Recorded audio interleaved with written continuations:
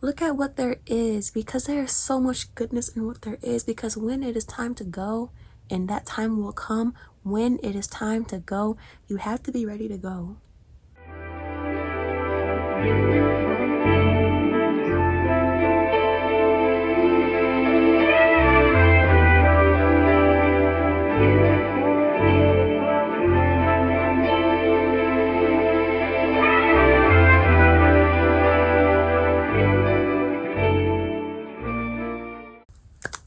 So, welcome back to my YouTube channel.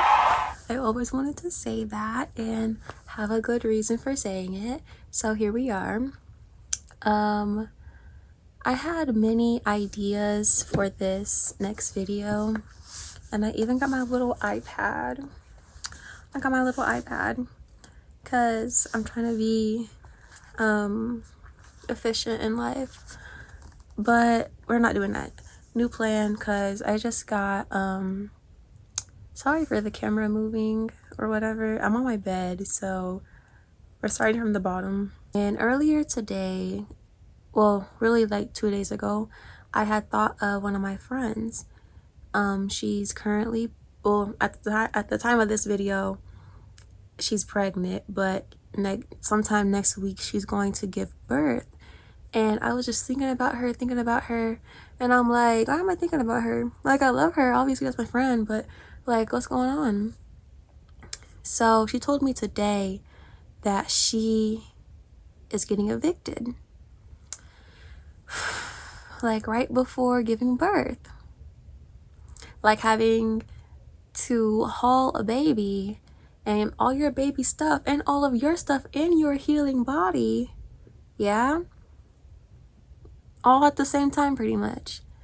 And you know, she has a place to stay with a different friend, with, you know, way more reliable than her other options at the moment.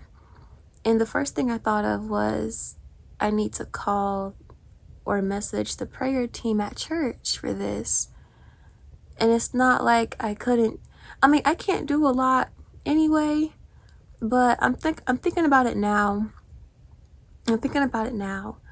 Because something else, I got some other news today that someone very little but close to me has passed away. A child in my life has passed away, and the mother of this child, and I'm not related to the mother, but it's the baby that made us family, you know, by blood, and that connected us. But you know, baby or not, had I met her and she wasn't a part of the family that in this way, she probably still would have been in my life, and she probably still would have been someone that I look at as family. And I had another idea for a video today, you know, to, you know, keep the channel going. And instead I thought about, you know, closeness and togetherness, period. Because you don't know, like, you really just need to reach out to people and take care of people and hold them close to you when they're on your mind the first time. So I had gotten part of my check Wednesday. That's when I had first thought of my friend, right? And now that it's Friday, I'm thinking, what if God put her at the front of my mind to give her money that I definitely had. Now, I don't know how much she needed, but something is better than nothing. Like, how do I know that I didn't have to just give and that God would have provided the rest in this divine way? I don't know, because I didn't reach out to her till today. Now, granted, it's not, all is not lost, because she was going to move anyway. But having an eviction on your record is not, it's not as fun moving when now on your record is an eviction. You know what I'm trying to say? It's not, it takes away kind of the hopes of the plan, even though she was going to proceed and leave anyway. It's just not in this way, right? Now, I don't remember if the family member was on my mind as loudly, but it's just another one of those instances where you don't know, like you do not know. Everything can be fine today, but tonight you don't know. Everything can be good with your money, with your situation, with the food, with the appliances, everything. The house can be fine. The living situation can be good today, but by tonight, something is wrong and it can ruin everything. So why do I talk about this instead of, oh, well, it's not you, it's your family member. It's not you, it's your friend. Some people would say that's just empathy, that's being empathetic or whatever, what have you. It's not that I don't believe in that ability. It's that I don't make that ability a part of my personality. I don't. Oh, I can't listen to your problem today because I'm an empath, and if I get stressed, I'm going to pretend like your problem is my problem. I actually have a blog post on Medium about that very scenario. And it's not necessarily all about empathy, but it's how to have empathy in a healthy way.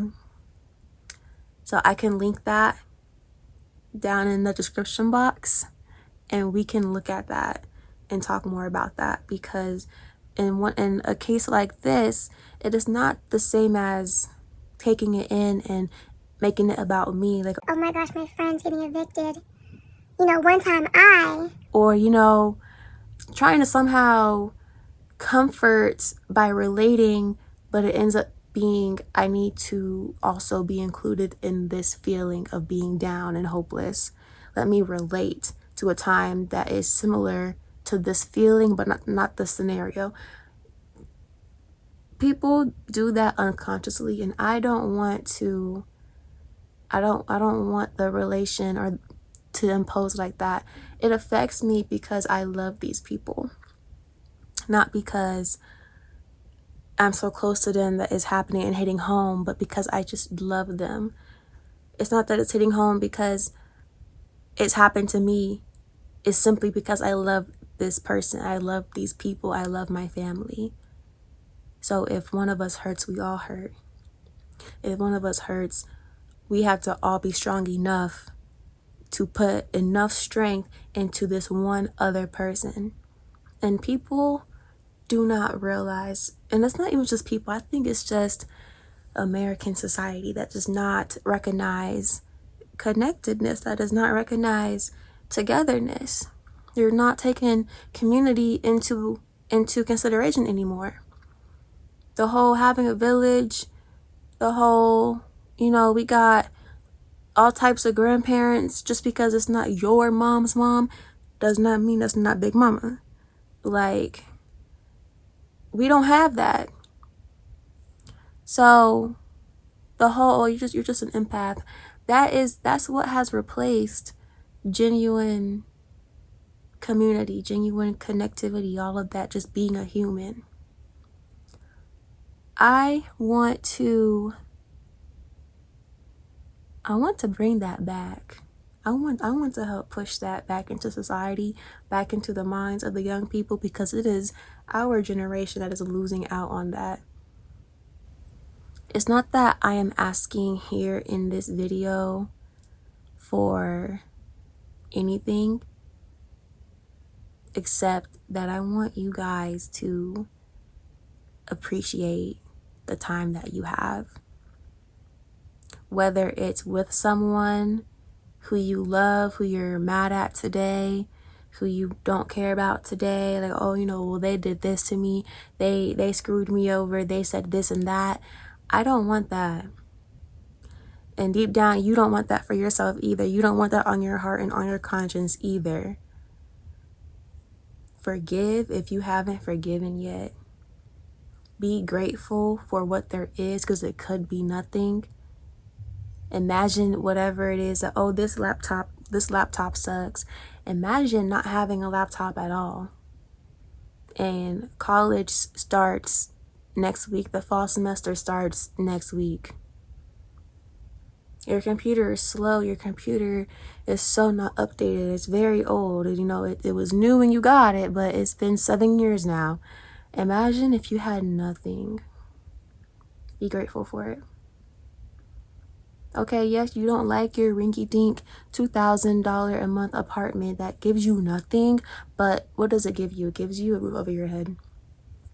You have a place to put food into. You might gotta call the maintenance man, once a month for the same issue, but one, that's free, and two, at least it's getting fixed temporarily. It could just be broken. You gotta be stuck with it. Look at what there is, because there is so much goodness in what there is, because when it is time to go, and that time will come, when it is time to go, you have to be ready to go. God waits for us to be satisfied. And sometimes with certain things, right when things are okay, right when you have accepted something, is when it's time to go. God will wait for you to be okay. God will wait for you to be satisfied. God will wait for the appreciation, but God will not wait to move. And when it's time to go, it's time to go. Because the season is going to change with or without you. And while you are present, you have to go with it. You have to go with it. You gotta go with it. Some things we cannot stop. Some of these scenarios, some of these things that apply cannot be stopped. Most of them cannot be stopped. You can help it by going along with it. You can help it by accepting what it is. You can help it by getting that part out the way. You still have to heal. You're still going to have to heal through it. I'm not just talking about the things that I have heard today, but overall, like, don't make it about you and be like, well, it could have been you. Put it in your shoes, or put you in that person's shoes in that situation. But think about what you have. Just because it didn't happen to you does not mean you won't get a turn to go through an overwhelming season, whether it's of death, losing your assets, losing period, okay, getting fired, having your life almost be taken. Like, it could be anything. It can be anything. What are you most grateful for, and why? Like, what is it? What is the real reason you're grateful for this thing? What is the real reason that this is the first thing you thought of and not everything else? What is something you are not grateful for that you very much wish just didn't happen? Like, you did not need that experience. You did not need that to happen. What is that thing? Okay, now what about that actually saved you? Something in there actually probably saved you in a way. Might be small, might be gigantic. You might not clock it just yet. It might be revealed later, but there's something in there that, now imagine if it didn't happen. And you might think, well, I wouldn't have the trauma. I would be here. I'd be there in life. I'd have this by now. But what would happen? Like, genuinely think, oh, well, if this didn't happen, I'd probably be making 6 figures by now. Okay, so let's imagine it's by now today, and you make 6 figures. What about you making 6 figures equates to money management. If you still have the money management of a 30K salary, but by now, had this one thing not happened, you'd be at 6 figures. What does that mean? 6 figures means nothing if you have poor money management, if you have poor skills, if you don't know money, if you aren't financially literate. What does that mean? It means nothing. Oh, well, if this didn't happen, maybe I would be with so-and-so by now. Okay, but where is so-and-so right now? Because back it up, had you not met this person, and maybe you would have given person B a chance, what about that has to do with you? Because how do you know person B today would not be the same person B had you picked them first? Like, how do you know person B wasn't going to stay in jail either way? How do you know person B wasn't going to end up how they ended up today anyways, with or without you? You don't know. You don't know.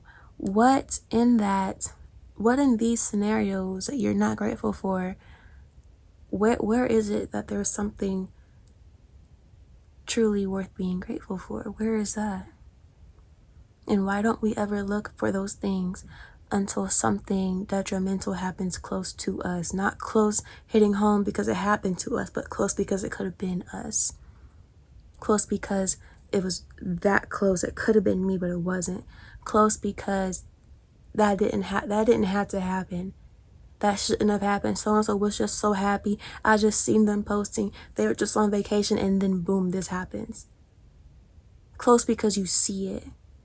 Close because you see all of it happening around them, and they only see what's in front of them at this very moment, which is whatever detrimental disaster just happened. How do you know? When is it time to be grateful? When do you get on your knees and praise God just because? Thank you. Just because, not because it wasn't me, but because it could have been. But because you gave me the mention and I didn't take it. Just because. Where in that moment does it turn from thank you just because to, instead of thanking because it wasn't me, let me ask you, not that he would ever do this and take his attention away from you to put more on the other person or the other people in the world, but just even saying that, like releasing all that humility. We aren't grateful enough, and that's the problem. That's the issue. We're not grateful enough. And that's the issue. We're not aware anymore. We're not conscious anymore. We're not connected to anybody anymore. So I say all that to ask you 3 things. If you love somebody and you're mad at them, you don't care, you don't forgive them, you can't forgive them, it's whatever, everything, they can just perish, whatever, they can leave you alone. If there's anyone like that, please talk to them. Like, if you love them underneath all of that, talk to them. Just talk to them. Forgive them. Okay, the second thing is to, whoever has been placed on your mind however many days ago, and you still haven't reached out to them yet, do it now. Do it now. Do it now. Like, leave the video. Do it now. And the third thing is to pray for those that you know are going through something and who look like they're okay. They've been on vacation, just got married, just had a baby, just got a promotion, just posted this, just posted that selfie, everything is happy and smiles. Pray for the people who look like everything is perfectly fine. and that are showing you and showcasing and posting the happy, nice, funny things. Do those 3 things. Do those 3 things. Please. You are chosen for beautiful things.